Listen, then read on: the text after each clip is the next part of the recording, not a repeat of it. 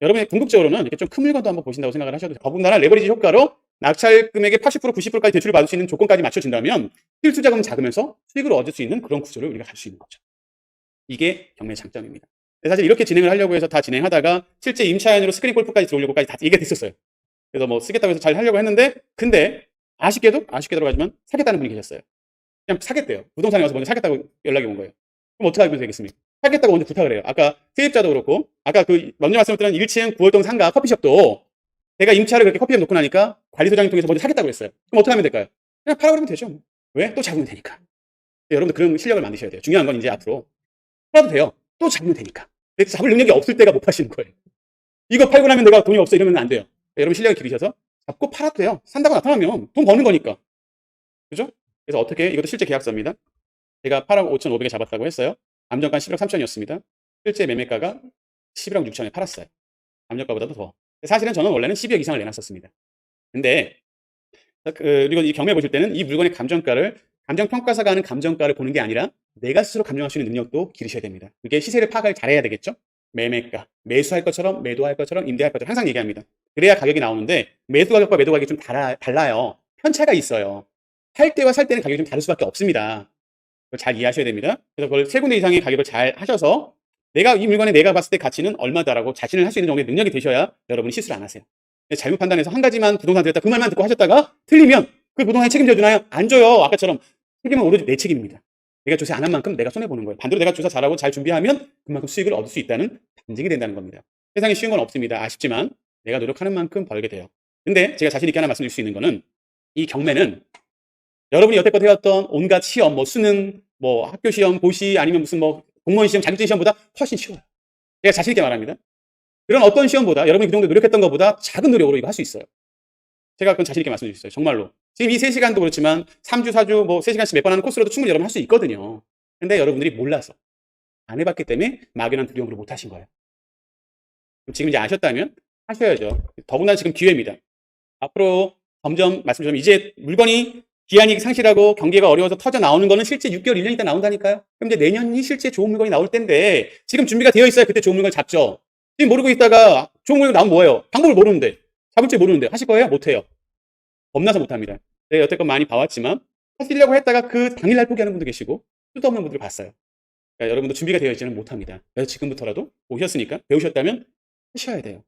아무리 공부를 하는 거 좋고 이론도 좋지만 백문이 불여일견이고 백견이 불여일행이라는 어른들의 말씀 있더라고요.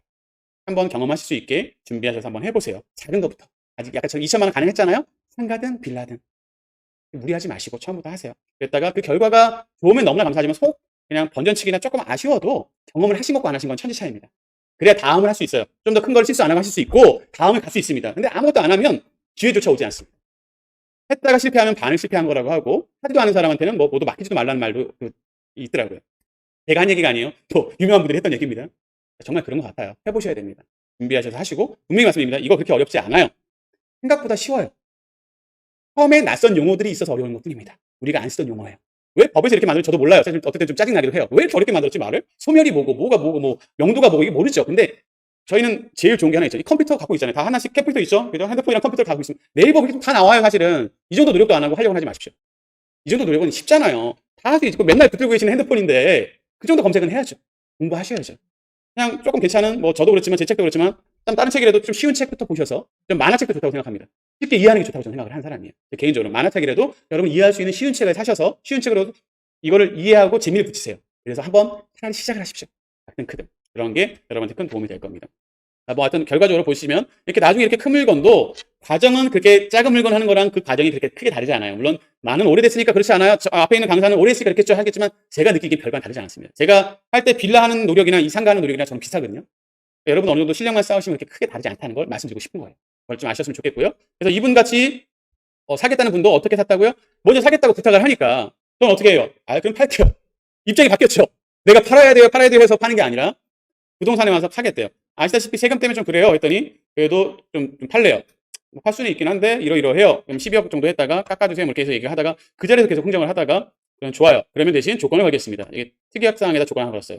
이 건물이 낡았고 좀 노후가 됐었거든요. 실제 오래된 건물이었어요. 사진 보시는 것처럼 오래된 건물이어서 누수도 있었고 뭐 주차장, 옥상 뭐 이런 거 수리할 것도 있었어요. 그래서 그런 거 관련된 부분들은 알고 있고 매수자가 책임지는 조건으로 하자라고 해서 진행을 했어요.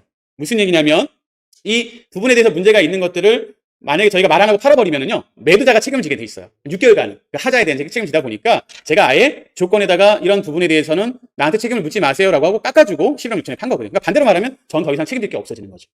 그러니까 12억에 팔아서 이거를 나중에 제가 안고 책임지는 것보단 얼마 깎아줘도 어차피 세금이 나갈 것도 있으니까 깎아줘도 차라리 이 부분을 책임 안 지는 게 더 현명하거든요. 그런 것도 하나의 팁입니다. 이렇게 진행해서 했어요. 보시는 것처럼 이 물건 낙찰받은 날짜가 2021년 한 5월에 낙찰받고 잔금을 한 7월 정도에 치른 것 같아요.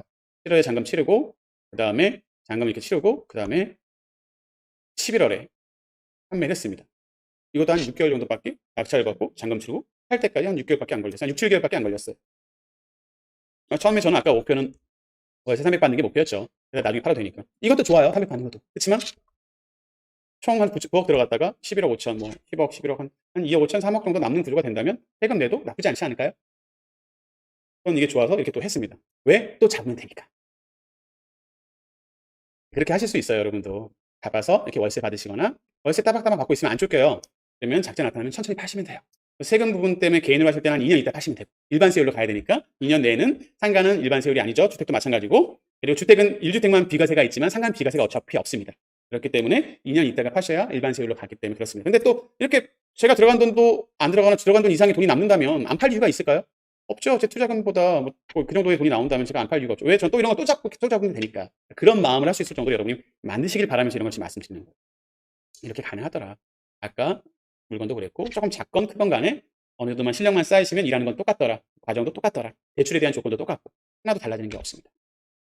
여러분도 이렇게 할 수 있는 물건들을 목표로 앞으로 하실 거라고 목표를 잡으시고 한번 진행을 해보시고요. 그리고 저희가 이제 쭉 해서 저도 잠깐 쉬는 게 좋으니까 딱 5분만 쉬었다가 다시 하도록 하겠습니다. 수고하셨습니다.